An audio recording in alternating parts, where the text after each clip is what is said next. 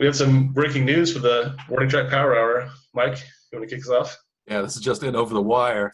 You may have noticed today, Monday, July 6th, which was usually we think it's going to be a slow news day after the 4th of July weekend. Turns out to be a very busy news day in the world of sports, especially in the world of Kansas City sports, because it's reported that Patrick Mahomes has signed his long-awaited extension with the Kansas City Chiefs, a 10-year extension beyond his initial 5-year contract. So this contract runs through the 2031 season, and I've heard different numbers for it, but it's supposedly worth upwards of $450 million for those 10 years, maybe totaling as much over the 12-year period as $503 million. And this was a deal that it seemed like, especially with the COVID situation, might not get done until maybe until next year. But General Manager Brett Veach and Patrick Mahomes and his negotiating team seem to have gotten the deal worked out very quickly. So what do you think, Andrew? It's the largest sports contract ever signed. Yeah, I think so. It beats Mike Trout's. I think he had a $426 million deal that he signed a couple of years ago for a similar length. But also the longest NFL contract by 2 years too. Yeah, I think maybe Donovan McNabb signed a 12-year deal at one point. But yeah, usually the NFL contracts are much shorter than I think I read somewhere there were 4 contracts of 10 or more years, maybe 5 signed within the last 20 years in the NFL. Yeah, still pretty impressive. It's good to see Kansas City's making a commitment to keep Mahomes around, probably maybe for the rest of his career. Yeah, that's so this will be 50. That will cover his first 15 years, 14 years, assuming presumably as a starter, since he didn't start his first year. I can't imagine that he would not start. By the end of this year, by the end of that contract. So yeah, that's a pretty good career by any measure. But I would assume, especially looking at other quarterbacks around the league, Tom Brady, Drew Brees, Philip Rivers. They seem to be lasting longer with the new, the rules designed to protect the quarterback even more. More of an emphasis on the passing game, things like that. It's a more quarterback friendly league than it was even 10 or 15 years ago. When Mahomes' injury last year, chances are he's probably going to be a little more safe himself anyway. We hope. Escaped with a seemingly minor injury after what could have been much worse anyway. Yeah, we have to hope this isn't going to be maybe the first of several injuries. We don't want him to become injury prone, obviously. He seemed to be less. He was never really reckless, but no. But he was kind of hobbled all last year. He got in the Jaguars game, the first game of the season, he hurt his ankle, and then he kind of hobbled through that for the first 5 or 6 games, and then he was less mobile. At the beginning of the season, and then the injury against the Broncos really kind of allowed him to heal that first ankle injury almost as much as it did allow him to recover from the knee injury. So when he was back even against the Titans for the first time, he seemed to be pretty much back to normal, and his stats and just kind of the eye test really you could see that he was pretty much back to form. And then by the playoffs, he was Superman again. And even when he struggled against the 49ers, it wasn't anything physical, and then he was able to pull back in the fourth quarter. So obviously this is a great deal for the Chiefs, just to hold on to a transcendent player like Mahomes. There's some people are saying even that we got for 10 years beyond the first 5 is kind of a coup, because he could have just wanted a 5-year contract and then gone back to renegotiate. This has led to some speculation that maybe, and all the details haven't been released yet, maybe there is some sort of cap related clause in the contract where the salary cap and Mahomes' salary are kind of tied together in some way, that he gets a percentage of the salary cap, which I don't think any other player has had so far. As far as I know, that's not something that you can't do, but I think the NFL was, at least for a while, discouraging contracts like that. But of course, the salary cap, it seems like, might be going down next year because of the COVID Lots situation, of at least revenue maybe from the remaining flat at least. But yeah.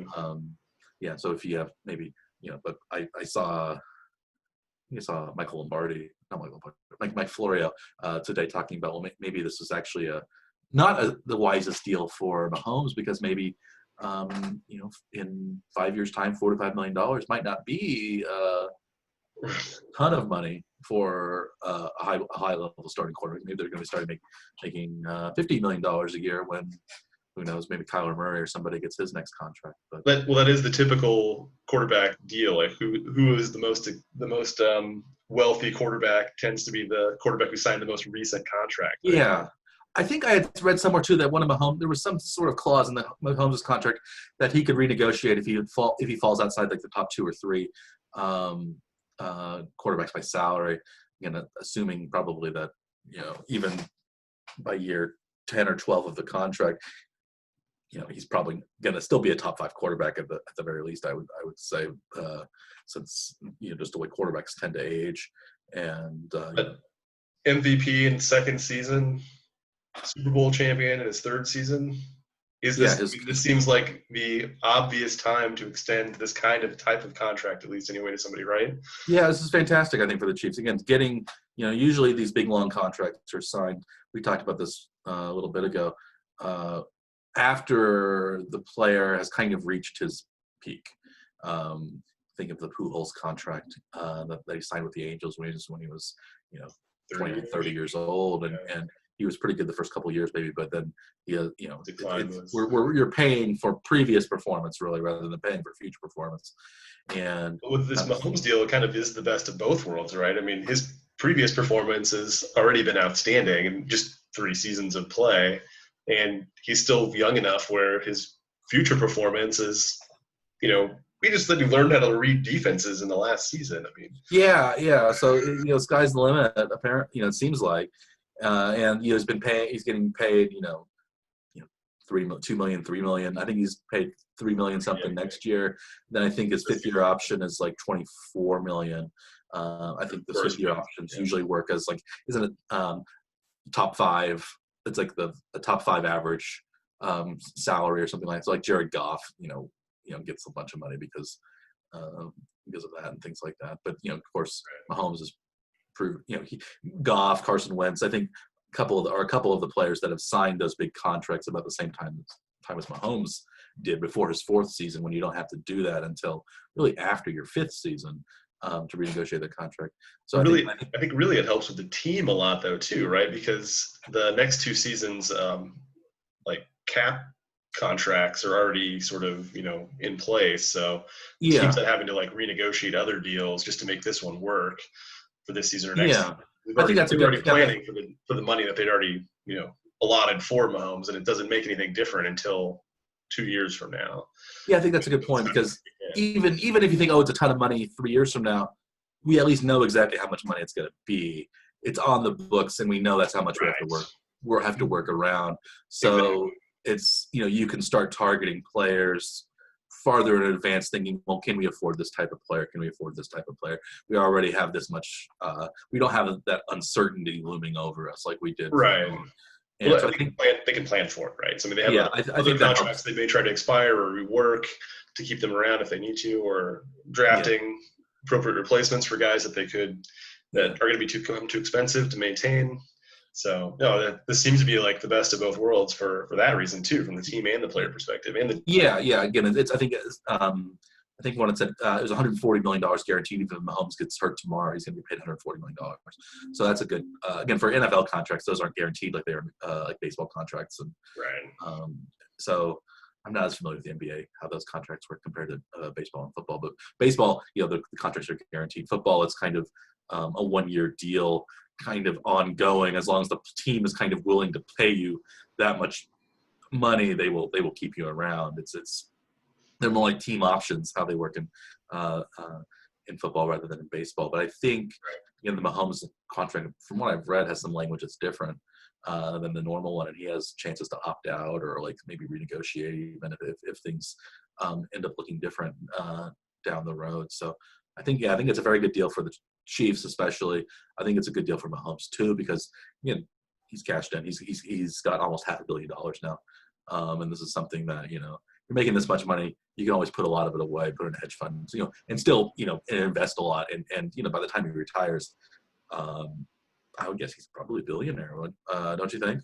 Should be pushing it. I mean, as much as the team has seemed to encourage and help out with getting him endorsement deals, his face is on everything in Kansas City. Everything. Yeah.